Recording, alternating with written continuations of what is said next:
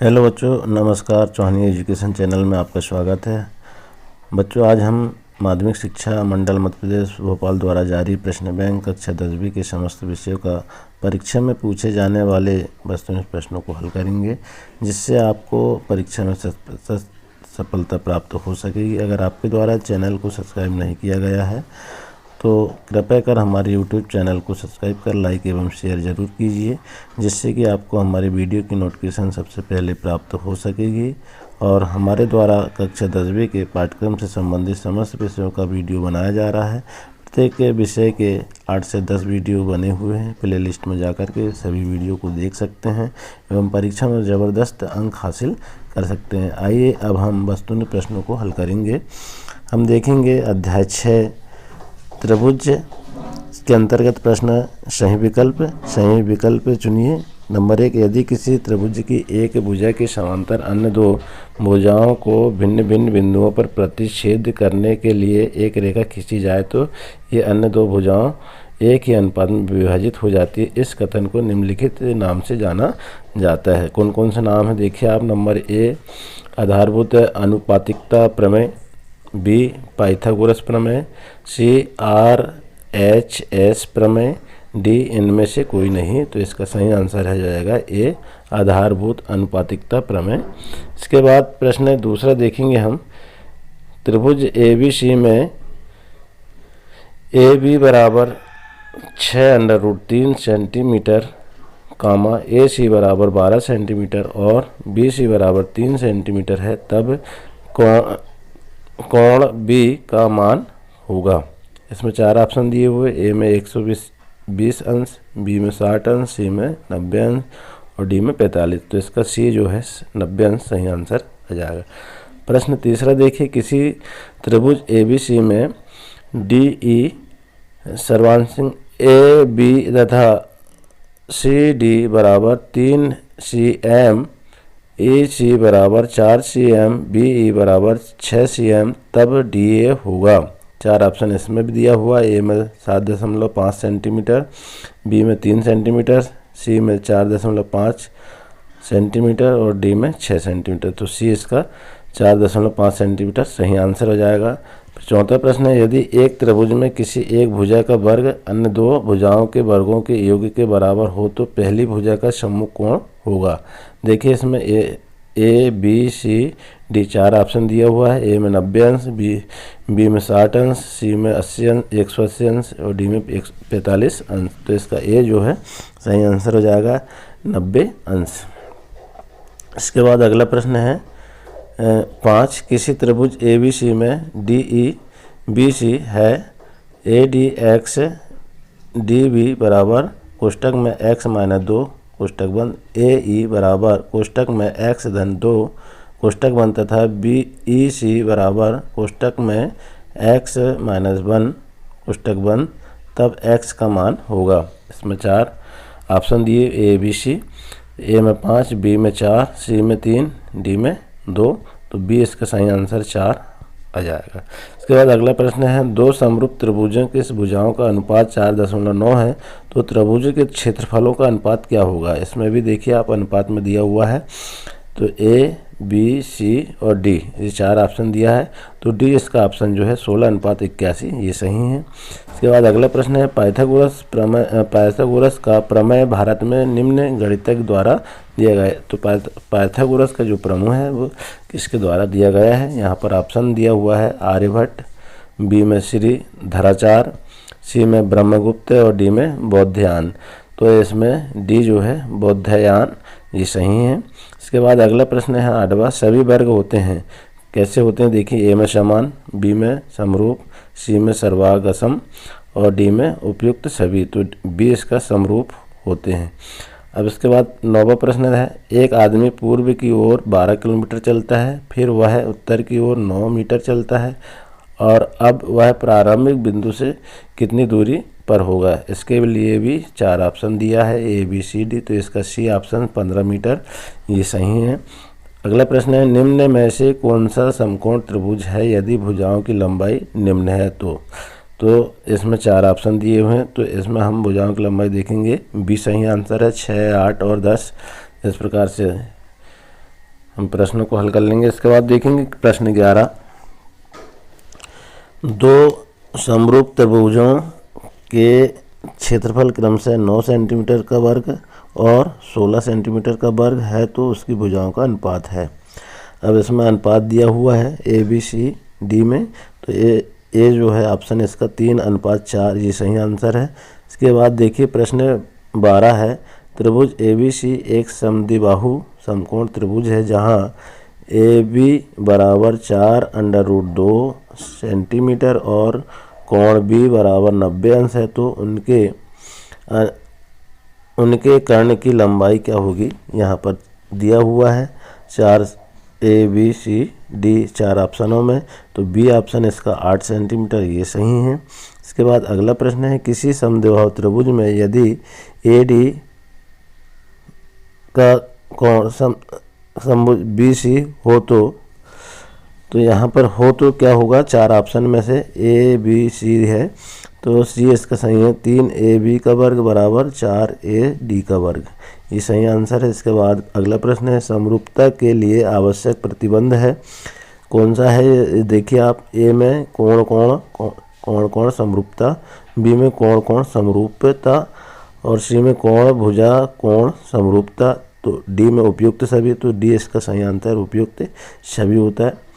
इसके बाद अगला है, भुजाओं 8 सेंटीमीटर 15 सेंटीमीटर 17 सेंटीमीटर से निर्मित भुजा होगा, तो इसमें भी 4 ऑप्शन है, बी इसका जो है समकोण त्रिभुज होगा, ये सही आंसर है। इसके बाद अगला प्रश्न है, रिक्त स्थानों की पूर्ति कीजिए। नंबर 1, सभी वृत्त खालिस्तान होते हैं, समरूप होते हैं। नंबर 2, सभी वर्ग खालिस्तान होते हैं, ये भी समरूप होते हैं। फिर तीसरा है, सभी खालिस्तान त्रिभुज समरूप होते हैं, समबाहु, इसमें भर देंगे। इसके बाद चौथा प्रश्न है, दो समान कोणिक त्रिभुजों में उनकी संगत भुजाओं का अनुपात सदैव कैसा होता है, समान होता है, तो यहाँ समान भर देंगे।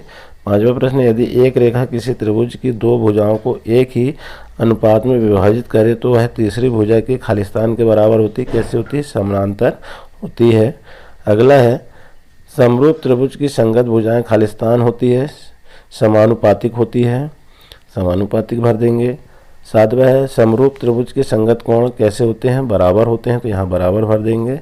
आठवां है, दो समरूप त्रिभुजों के क्षेत्रफलों का अनुपात किन्हीं दो भुजाओं के खालिस्तान के अनुपात के बराबर होता है, तो यहाँ वर्गों के अनुपात के बराबर वर्गों यहाँ पर भर देंगे। इसके बाद अगला है, यदि दो त्रिभुज की संगत भुजाओं समानुपातिक हो तो त्रिभुज कैसे होंगे, समरूप होंगे, यहाँ पर समरूप भर देंगे। अगला है प्रश्न 10वां, दो समरूप भुजाओं के क्षेत्रफलों में 16:9 का अनुपात है तो उनकी संगत भुजाओं में कितना अनुपात होगा, 4:3 का अनुपात होगा। 11वां है, दो समरूप भुजाओं की भुजाओं का अनुपात 9:11 है तो उनके क्षेत्रफलों का अनुपात कितना होगा, 81:121 होगा। इस प्रकार से खालिस्तान को भर देंगे। इसके बाद प्रश्न तीसरा है, सही जोड़ी बनाइए, ए से बा को मिलाना है। तो पहला है, त्रिभुज समरूप होते हैं, डी देखेंगे किसके होते हैं, डी से मिला देंगे समबाहु से।